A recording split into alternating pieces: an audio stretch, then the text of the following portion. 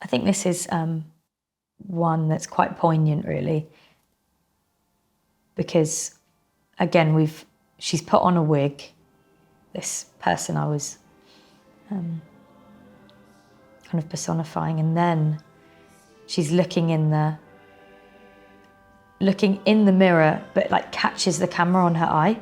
So it's like the viewer gets a glimpse actually into the life that, although there's a wig, although there's like heavy makeup on, there's this kind of like vulnerability going on, and almost that they don't want to be seen by the camera.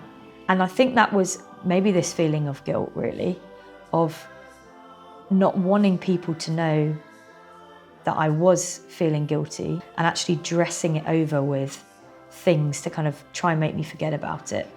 Actually, underneath that was just vulnerability, really. As if I was masking it all.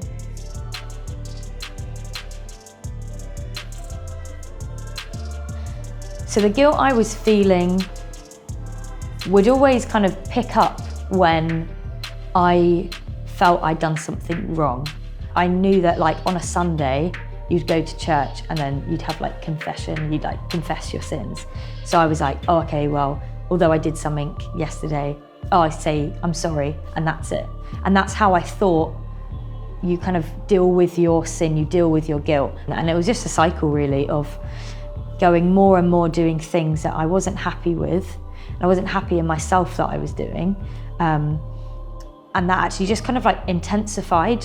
And so what I would do is try and just like forget about it. I'd just suppress that, but it was never resolved. It always just boiled up the next day after I'd been out with friends in the nightclub and getting drunk. Actually, the next day, feeling really like heavy, burdened and guilty. And that kind of just went more and more and more until I got to that point where I said, I actually can't do this anymore, this guilt is too much.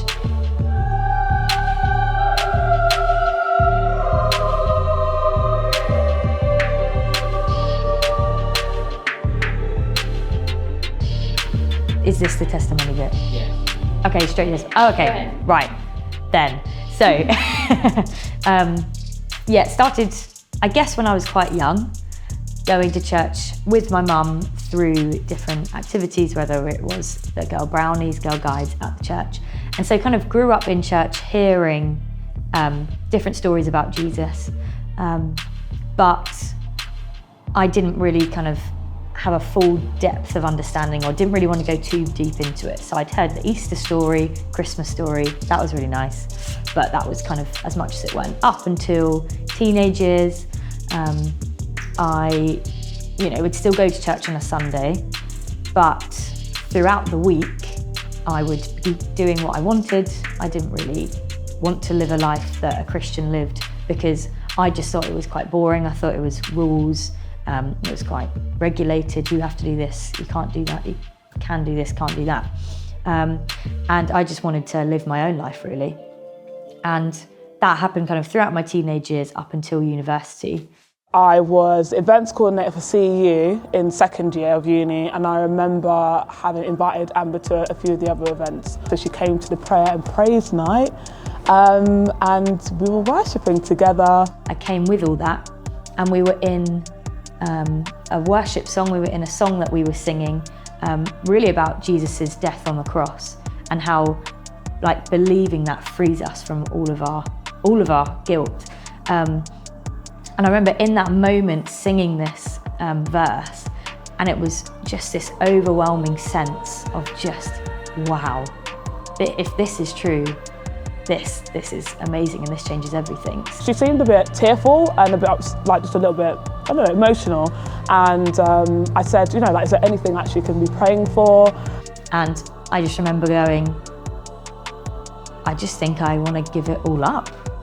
And she said, oh, okay, well, what do you mean by that? And I said, yeah, I think I just want to kind of give it all up. And she said, well, it can change now. Like, we can pray this prayer together and you can accept Jesus into your life. And as soon as that prayer ended, it was like everything just kind of like flowed out, kind of all of that guilt that I'd been feeling just was released.